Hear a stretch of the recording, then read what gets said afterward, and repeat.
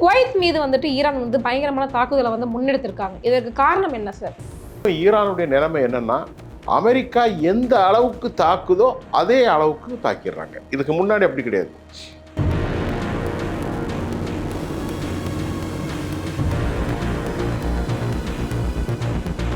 குவைத்தில் இருக்கக்கூடிய தளங்கள், அமெரிக்காவுடைய பிரதானமான தளங்கள் வந்து குவைத் இருக்கு. குவைத் ஏர்போர்ட் இருக்கு, ஏர்போர்ட் முனையம், இன்டர்நேஷனல் ஏர்போர்ட். அது first terminal number 1, 2 or 3 I forgot it. இந்த பேச்சுவார்த்தைக்கு இதற்கு முன்பு பாகிஸ்தான் கொண்டு வந்த சமாதான ஒப்பந்தங்கள் நீக்கிட்டாங்க. இன்னைக்கு குவைத் தாக்கப்பட்டிருக்கு. அதுதான் முக்கியம். குவைத் ரொம்ப முக்கியம். அமெரிக்காவுடைய மத்திய தரைக்கடலில் இப்போ அமெரிக்கர்கள் என்ன நினைக்கிறார்கள் என்றால், ஈரானுடைய தொழில்நுட்பத்தினால் அவர்களால் எதுவும் செய்ய முடியாத ஒரு சூழலில் அமெரிக்கர்கள் நாங்கள் தொடர்ந்து தாக்குகிறோம், பேசுகிறோம் என்று சொல்கிறாங்க. ஆனால் மாற்றுக்குரல் நேர்களுக்கு வணக்கம். இன்றைய நேர்காணலில் நம்மோடு இணைந்திருக்கிறார் மூத்த பத்திரிகையாளர் திரு சுஃபியான் அவர்கள். வாருங்கள் பேசுவோம். வணக்கம். வணக்கம் சார். கவிதா, குவைத் மீது வந்துட்டு ஈரான் வந்து பயங்கரமான தாக்குதலை வந்து முன்னெடுத்திருக்காங்க. இதற்கு காரணம் என்ன சார்? இது ரொம்ப முக்கியமான கேள்விதான். இப்போ நம்ம அந்த போர் பற்றி மாற்றுக்குரலை தொடர்ந்து பேசிக்கிட்டே இருக்கோம். அமெரிக்கா வந்து பேச்சுவார்த்தையை நடத்தி கொண்டே ஈரான் மீது தாக்குதலை அவர்கள் ஆரம்பித்தார்கள். ஒரு பக்கம் பேச்சுவார்த்தை, மற்றொரு பக்கம் தாக்குதல். பந்தர் அப்பாஸ் தாக்குனாங்க தெற்கு பகுதியில். அப்போ வந்து இந்த ஹஜ்ஜி பெருநாள்னு முஸ்லீம்கள் இந்த அரஃபாவுடைய நாட்களில் மக்காவிலே கூடுவார்கள். அது இந்த யாத்திரிகர்களுக்கு நல்ல நாட்கள்னால அந்த நாட்களில் அவர்கள் விட்டுட்டாங்க. அதுக்கப்புறம் கஷீம் தீவுன்னு ஒரு தீவு ஒன்று இருக்கு, எங்க ஈரானை ஒட்டி இருக்கிற அந்த கஷீம் தீவை தாக்கினார்கள். கஷீம் தீவில் என்ன இருக்குது அப்படின்னு கேட்டிங்கன்னா, ஈரானுடைய முக்கியமான இராணுவ தளவாடங்கள் அங்கே இருக்குது. இந்த மிசைல் சிட்டின்னு சொல்கிறது, மலைகளுக்கு கீழே ஒரு பெரிய நகரத்தை உருவாக்கி வச்சுருக்காங்க. அதுக்கு கீழே தான் ஏராளமான ஏவுகணைகள், ட்ரோன்கள், ஆயுதங்கள், சாதனங்கள் எல்லாமே அவங்க வச்சுருக்காங்க ஈரானியர்கள். அதை குறிவைத்து அமெரிக்கர்கள் தாக்கினார்கள். அந்த கஷீம் சிட்டியில் இராணுவங்கள், அரண்கள் இன்னும் ஏராளமாக இருப்பதை பழிவாங்குவதற்கு முன்பு ஈரானுடைய கப்பல்களை அவர்கள் தாக்கினார்கள். ஆனால் இப்போ ஈரானுடைய நிலைமை என்னென்னா, அமெரிக்கா எந்த அளவுக்கு தாக்குதோ அதே அளவுக்கு தாக்கிடுறாங்க. இதுக்கு முன்னாடி அப்படி கிடையாது. இப்போது அமெரிக்கா எவ்வாறு தாக்கினாரோ அதுக்கு தாக்குறாங்க. அதன் விளைவு தான் குவைத்தில் இருக்கக்கூடிய தளங்கள். அமெரிக்காவுடைய பிரதானமான தளங்கள் வந்து குவைத் இருக்கு. குவைத் ஏர்போர்ட் இருக்கு, ஏர்போர்ட் முனையம், இன்டர்நேஷ்னல் ஏர்போர்ட். அது first terminal number 1, 2 or 3 I forgot it. அதில் அடித்து ஒருத்தர் இந்தியாவில் இறந்திருக்காரு, 63 பேர் படுகாயம். அதே மாதிரி பஹ்ரைனில் இருக்கக்கூடிய 5th Fleet அப்படி என்று சொன்னால் அங்கே இருக்கக்கூடிய கடற்படை தளம், அது அமெரிக்காவுக்கு சொந்தமானது, அதுவும் அடிக்கப்பட்டிருக்கிறது. ஆனால் அதற்கு அவர்கள் 13 ஏவுகணைகள் பயன்படுத்தியிருக்கிறார்கள், 16 ட்ரோன்களை பயன்படுத்தி ஏராளமான உயிர் சேதம் வந்திருக்கும். ஆனால் அமெரிக்கா வந்து என்ன சொல்கிறாங்கன்னா, பெரிய அளவில் உயிர் சேதம்லாம் இல்லை, நாங்கள் வந்து மறைச்சிட்டோம், தடுத்துட்டோம் அப்படின்னு பொய் சொல்கிறாங்க. ஆனால் உண்மையான விவகாரம் என்னவென்றால், ஈரானுடைய தாக்குதலில் அமெரிக்கர்கள் இதுவரை ஏராளமான உயிர் வழி போனதும் அதை பற்றிய எந்த செய்தியுமே அவர்கள் சொல்கிறதில்லை. அதனால் இப்போது இந்த போரில் வந்து ஈரான் வந்து எந்த அளவுக்கு நீ வந்தியோ அதை பற்றி எனக்கு பிரச்சனை இல்லை. நீ ஒரு அடி அடித்தா நான் ஒரு அடி அடிப்பேன், நீ 10 அடி அடித்தா நான் 10 அடி அடிப்பேன், நீ கப்பலை கொண்டு வந்தால் நான் போட்டை கொண்டு வருவேன், நீ விமானங்களை கொண்டு வந்தால் நான் மிசைலை கொண்டு வருவேன் அப்படின்னு இன்றைக்கி அமெரிக்கா வந்து எப்படியாவது போகிற முடிச்சு தப்பி போனால் போதும் அப்படிங்கிற ஒரு நிலைக்கு வந்துட்டாங்க அமெரிக்கர்கள். ஆனால் அவங்க வந்து விட போகிறதாக தெரியவில்லை. இந்த பேச்சுவார்த்தைக்கு இதற்கு முன்பு பாகிஸ்தான் கொண்டு வந்த சமாதான ஒப்பந்தங்கள் நீக்கிட்டாங்க. இன்றைக்கி குவைத் தாக்கப்பட்டிருக்கிறது. அதுதான் முக்கியம். குவைத் ரொம்ப முக்கியம். அமெரிக்காவுடைய மத்திய தரைக்கடலில் அவர்களுக்கான ஏவுகணை, அதாவது இராணுவ பேஸ் இருக்கிறது அல் உதீத். அது எங்கே இருக்குது? கத்தரில் இருக்குது. அதே மாதிரி குவைத், சவுதி அரேபியா, யுனைடெட் அரபு எமிரேட்ஸ், பஹ்ரைன், ஜோர்டான், அதே மாதிரி சிரியா, ஈராக், இவ்வளவு நாடுகளில் அமெரிக்காவுடைய தளங்கள் வந்திருக்கிறது. கொஞ்சம் கொஞ்சமாக அமெரிக்க தளங்களை அடித்து வெளியேற்றுவது, அவர்களுக்கு ஒரு அச்ச சூழ்நிலை ஏற்படுத்துறது அப்படிங்கிறது ஒரு பிராந்திய வல்லரசாக இந்த 90 நாட்களுக்கு மேலே போன பிறகும் ஈரான் வந்து இப்போ எஸ்கலேட் ஆகிருக்காங்க. அதாவது எமர்ஜ் ஆயிட்டாங்க. இந்த போர் எஸ்கலேட் ஆயிருக்கு, அவங்க எமர்ஜ் ஆயிட்டாங்க ஒரு பெரிய தலைவர்களாக. இப்போ அமெரிக்கர்கள் என்ன நினைக்கிறார்கள் என்றால், ஈரானுடைய தொழில்நுட்பத்தினால் அவர்களால் எதுவும் செய்ய முடியாத ஒரு சூழலில் அமெரிக்கர்கள் நாங்கள் தொடர்ந்து தாக்குகிறோம் தாக்குகிறோம் தாக்குகிறோம் பேசுகிறோம் என்று சொல்கிறாங்க. ஆனால் 95 நாட்களுக்கு மேலே பிறகும் இந்த போர் ஒரு முடிவுக்கு வரல. இப்போ குவைத்தை அடித்ததும், பஹ்ரைனுடைய 5th ஃப்ளீட்ஸ் இராணுவ தளத்தை அடித்ததும், குவைத்தினுடைய ஏர்போர்ட்டை ட்ரோன்கள் மூலமாக தாக்கியதும் உலக அளவில் பெரிய பரபரப்பை ஏற்படுத்தியிருக்கு. ஈரானுக்கு அமெரிக்காவுக்கு முன்னான அந்த பேச்சுவார்த்தை வந்து எந்த அளவுக்கு போய்கிட்டு இருக்கு சார்? அதாவது அமெரிக்கர்கள் பொய் சொல்கிறாங்க. பேச்சுவார்த்தையில் வந்து அமெரிக்கா அடித்துக்கொண்டே பேச்சுவார்த்தையில் முன்னேற்றங்கிறார் அமெரிக்க அதிபர். அது பொய் தானே. பேச்சுவார்த்தை நடத்திக்கிட்டு இருக்கும்போது சண்டை பிடிக்க மாட்டாங்க. பேச்சுவார்த்தை முறிந்த பிறகு தான் சண்டை பிடிப்பாங்க. அமெரிக்க அதிபர் டொனால்ட் ட்ரம்ப் என்ன சொல்றாரு? பேச்சுவார்த்தையில் முன்னேற்றம் இருக்கிறது. இவ்வளோ பெரிய பொய்யனா இருக்கார் அமெரிக்காவுடைய அதிபர் அவர்கள். அது தப்பது. அப்போ பேச்சுவார்த்தைக்கு எல்லா கதவுகளும் மூடப்பட்டுன்னு சொல்லிட்டாங்க. யாரு? ஈரான். பேச்சுவார்த்தைக்குன்னா யாரும் சண்டை பிடிக்க மாட்டாங்க.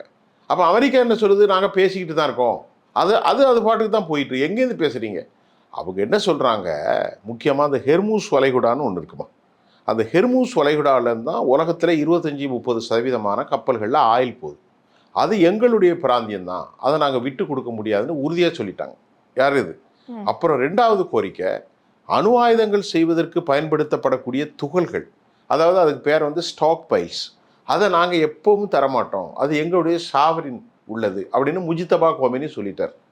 அது அல்லாமல் 47 வருஷமாக எங்களுடைய மேலே தடை போட்டிருக்கீங்க, அதை நீக்குங்க, எங்களுடைய பணத்தை நீங்கள் லாக் பண்ணி வச்சுருக்கீங்க, நாங்கள் பயன்படுத்த முடியாமல் அதை ரிலீஸ் பண்ணுங்கள், நீங்கள் இந்த ஹெர்மூஸ் வளைகுடாவில் பிளாக் ஹெட் இருக்குது பாருங்கள், அதாவது பிளாக் ஹெட் என்ன சொல்ல தமிழில் தடை, உங்களுடைய கப்பல்கள் எல்லாருமே வெளியே போயிடணும் அப்படின்னு சொல்கிறாங்க. இதுதான் பிரச்சனை. இந்த பேச்சுவார்த்தைக்கு தீர்வே வரல. தீர்வு வராமல் தான் இப்போ இஸ்ரேல் வந்து அமெரிக்கர்களோடு சேர்ந்து கொண்டு லெபனானை தாக்கி கொண்டிருக்கிறார்கள். இப்போ இஸ்ரேலியர்கள் அந்த தாக்குதலை நிறுத்தணும் லெபனான்லேருந்து, அது இப்போ அடிஷ்னல் ஒரு கொஸ்டின் வந்திருக்கு. ஆனால் போகிற போக்கு எந்த அளவுக்கு போக போகுதுன்னு தெரியல. இன்னும் 6 மாதம் 8 மாதத்திற்கு தாக்கு பிடிக்கக்கூடிய வல்லமை இருக்குது ஈரானுக்கு. ஆனால் அமெரிக்காவுக்கோ உலகத்துக்கு தாக்கு பிடிக்கக்கூடிய வல்லமை இல்லை. அமெரிக்கா பொய் சொல்கிறது. பேச்சுவார்த்தை இவ்வளோ போர் நடந்துகிட்டு இருக்குது. ஈரானுடைய அந்த பொருளாதாரம் வந்துட்டு இன்னும் சரிவடையாமல் அப்படி இருக்கா? எப்படி இந்த போரை தாக்கு பிடிக்கிறாங்க சார்? அது ரொம்ப முக்கியமான விஷயம். பொருளாதாரம் ரொம்ப கஷ்டம் ஈரானில், ரொம்ப கஷ்டம். 47 வருஷமாக உணவு கிடையாது, இப்போதும் உணவு கிடையாது. ஆனால் அவங்க மரணத்தை பற்றியோ பொருளாதாரத்தை பற்றியோ கவலைப்படலை. தங்களுடைய உயிர்கள் அழிந்தாலும், தாங்கள் அரை வயிறு கால் வயிறு சாப்பிட்டு கொண்டிருந்தாலும், அமெரிக்காவை இந்த பிராந்தியத்திலிருந்து ஓய்க்கு அனுப்பும் முறை நாங்கள் ஓய போகிறது இல்லைங்கிறதுல ரொம்ப தெளிவாக இருக்காங்க. அப்போ அந்த நாட்டுக்கு வந்து ஒரே பொருளாதாரம் என்ன? உள்நாட்டில் இருக்கக்கூடிய விவசாயம் அதெல்லாம் விட்டுருங்க. அவங்களுக்கு மெயின் பொருளாதாரம் எண்ணெய் விற்பனை. எண்ணெய் விற்கணும், பெட்ரோலை விற்கணும், குரூடை விற்கணும். அந்த குரூடை விற்கிறதுக்கு முடியாமல் தான் அமெரிக்கா தடை பண்ணிகிட்டு இருக்கான். அமெரிக்கா என்ன நினைக்கிது? வயிற்றில் அடித்தாச்சுன்னா வலிக்கு வந்துடுவான். ஆனால் நீ வயிற்றில் அடித்தாலும் நான் வலிக்கு வர மாட்டேங்கிறேன் ஈரான். உங்களுக்கு சொல்கிறது இப்போ புரியுதுன்னு நினைக்கிறேன். கண்டிப்பாக. பட்டனை போட்டால் வலிக்கு வந்துடுவோம், பட்டனை போட்டாலும் வலிக்கு போட முடியாது சொல்லி சீனா மற்றும் ரஷ்யா 2 நாடுகளுடைய பெருத்த ஆதரவில் ஆயுத குவியல்களை குவித்து கொண்டு, ஆனாலும் 20 கப்பல் 30 கப்பல்கள் போய் கொண்டு தான் இருக்கிறது, அங்கங்கே போய் கொண்டிருக்கிறது, வியாபாரம் நடந்து கொண்டு தான் இருப்பதாக தகவல்கள் வந்திருக்கிறது. நீங்கள் சொன்ன மாதிரி பெரிய நெருக்கடியில் இருக்குது. எது? பொருளாதாரத்தில். அதையும் மீறித்தான் அவர்கள் தாக்குகிறார்கள். இதுதான் உண்மை. அமெரிக்க அணு ஆயுதங்களை அந்த தொழில்நுட்பங்களை வாங்குவதில் வந்துட்டு பார்த்தீங்க அப்படின்னா ஈரான் வந்துட்டு ட்ரோன்களை வந்து பயன்படுத்துவதாக ஒரு செய்தி வந்திருக்குது. அதை பற்றி கொஞ்சம் சொல்லுங்கள் சார். அதாவது இன்னைக்கு வந்த செய்தியில் நீங்கள் கேட்ட செய்தி முக்கியமான செய்தி. அமெரிக்கானாலே எல்லாரும் என்ன நினைப்பான்? பிரம்மாண்டத்தை தான் நினைப்பான். ஆமாம். அமெரிக்கா கப்பல்கள், அமெரிக்காவுடைய F-15-16, அமெரிக்காவுடைய பங்கர் பஸ்டர்கள், அமெரிக்காவுடைய கார்கோ விமானங்கள், அமெரிக்காவுடைய அணுகுண்டுகள், அமெரிக்காவினுடைய கடல் கன்னிவெடிகள், அமெரிக்காவுடைய மிசைல்ஸ் டொமஹாக். ஆனால் இன்னைக்கு அமெரிக்காவை ஒன்று இல்லைன்னு கொஞ்சமாக வாயில் போட்டு அடி கடிச்சு துப்பிட்டாங்க. இப்போ அமெரிக்கா என்ன செய்யுதுன்னா, நல்லா கவனிங்க, உளவு விமானத்தில் ஒன்று சொல்கிறேன், மக்களுக்கு புரியும். MQ-9, MQ-1, MQ-4, MQ-9 ஒரு விமானத்தை அமெரிக்கா தயாரிக்கிறதுக்கு எவ்வளோ காசு ஆகுதுன்னா 30 மில்லியன் ஆகுது. இந்திய மதிப்பிற்கு 300 கோடி ஒரே ஒரு விமானம். இவன் என்ன பண்ணுறான், 30 லட்சம் பெருமானம் உள்ள ட்ரோன் அனுப்பி அதை காலி பண்ணிடுறான். 30 கோடி 300 கோடி மதிப்புள்ள ஒன்றை அவர்கள் சுட்டு வீழ்த்தி விடுகிறார்கள். 1000 கோடிக்கு பெருமானம் உள்ள விமானத்தை கூட மேன்பேடு கருவி, தோல்ல இருந்து வீசக்கூடிய ஏவுகணைகள் மூலம் அவங்க அடிச்சு தூக்கி கீழே எடுத்துடுறாங்க. ஒன்று அடிச்சிடுறாங்க, 42 விமானங்களை எரிச்சிருக்காங்க. எத்தனை விமானம்? 42. அதனுடைய மதிப்பு மட்டும் 30 பில்லியன், 2.5 லட்சம் கோடி. அது மட்டும் இல்லை, நீங்கள் சொன்னீங்க ட்ரோனை பற்றி கேட்டீங்க. ட்ரோன் தொழில்நுட்பம் ரொம்ப சீப்பு. அமெரிக்கா செய்கிற ஒன்று 100 கோடி என்றால் இவர்கள் 1 கோடி கூட ஆகலை, 30 லட்சம் ரூபாய்க்கு செஞ்சிடறாங்க. 100 கோடி எங்கே இருக்குது, 30 லட்சம் எங்கே இருக்குது? இப்போ அமெரிக்கா என்ன செஞ்சுருக்கான், இந்த போரில் ரஷ்யாவுக்கும் உக்ரைனுக்கும் போர் நடந்திருக்கும் போது கூட ரஷ்யா வெற்றி பெற்றதுக்கு காரணம் ஈரானுடைய ஷாஹின் ட்ரோன்கள்னு ஒன்று இருக்குது. இந்த ட்ரோனை பற்றி கேட்டேன்னு சொல்கிறேன். ஒரு ட்ரோனுடைய மதிப்பு 35,000, அவ்வளோதான். அது தற்கொலை ட்ரோன். அதை ஏவி விட்டு அதில் ஏஐ தொழில்நுட்பத்தை வச்சா கரெக்டாக இத்தனாவது மாடி இத்தனாவது பில்டிங் அடிச்சுதான் அடிச்சிடும். இப்போ அமெரிக்கா என்ன நினைக்கிறான்னா, நமக்கு இப்போ பொருளாதாரம் இல்லை. அது மட்டும் இல்லாமல் இவங்க அந்த அண்டர் கிரவுண்டில் பெண் விஞ்ஞானிகளை வைத்துக்கொண்டே ஒரு நாளைக்கு 200 ட்ரோன் செய்கிறாங்களாம். யாரு? ஈரான். அப்போ ஒரு நாளைக்கு 200னா மாதம் 6000 ட்ரோன். ஆனால் அமெரிக்கா இழந்து போன ஆயுதங்களை செய்கிறதுக்கு பல வருஷம் ஆகும். ஆனால் இவங்க அப்படி இல்லை. அப்புறம் அமெரிக்காவுக்கு பொருளாதார நெருக்கடி இது ரொம்ப கம்மி. அதனால் இப்போ என்ன சொல்லியிருக்காங்க, அமெரிக்கா ஃபோர்டு கம்பெனிகள், அமெரிக்காவில் இருக்கக்கூடிய ஃபோர்டு இந்த மாதிரி கம்பெனிகளுக்கெல்லாம், எம்ஜி இதுக்கெல்லாம் நீங்கள் கார் செஞ்சது போதும், ஆயுதங்களை செய்யுங்க அப்படின்னு ஆர்டர் கொடுத்துருக்காங்க. இப்போ ட்ரோன்கள் 3 லட்சம் ட்ரோன் செய்கிறதுக்கு கான்ட்ராக்டர், ஒப்பந்தக்காரர்கள் அவர்களையும் நாங்கள் நியமிச்சிருக்கோம். ஈரானுடைய தொழில்நுட்பத்தை பின்பற்றி நாங்களும் மலை போல குவிக்க போகிறோம் என்று உலகமே பயந்து கொண்டு இருந்த அமெரிக்கா இன்னைக்கு யாருடைய ஆயுதத்தை பின்பற்றுது? ஈரானை போன்று நாங்கள் ட்ரோன் செய்கிறோம், ஈரானை போன்று மலிவான விலையில் ட்ரோன்களை செய்து எதிரிகளை துவம்சம் செய்கிறோம் அப்படிங்கிற லெவலுக்கு வந்துட்டாங்க. அதனால தான் கெஷீம் தீவில் நான் உங்களுக்கு முன்னாடி சொன்னேன், அதுக்கு அண்டர் கிரவுண்டில் நம்ம மெட்ராஸ் மாதிரி ஒரு சிட்டி எடுத்துக்கிடுங்க, வடபழனியிலேருந்து அண்ணா நகர் வரைக்கும் கீழே ஃபுல்லாகவே அண்டர் கிரவுண்டு, மலைக்கு உள்ளேயே நகரங்கள், உள்ள கார் போகும், பைக் போகும், விமானங்களை வெளியே இறக்கி உள்ளே போகுது. ஆனால் எங்கே இறக்குறாங்கன்னு யாருக்கும் தெரியாது. ட்ரோன்கள் உள்ளே இருந்தே செஞ்சுக்கிட்டு இருக்காங்க. அது படங்கள்லாம் வெளியிட்ருக்காங்க. இப்போ மேலே இருந்து பார்த்தாச்சுன்னா மழை தான் தெரியும், உள்ளே என்னங்கிறது தெரியாது.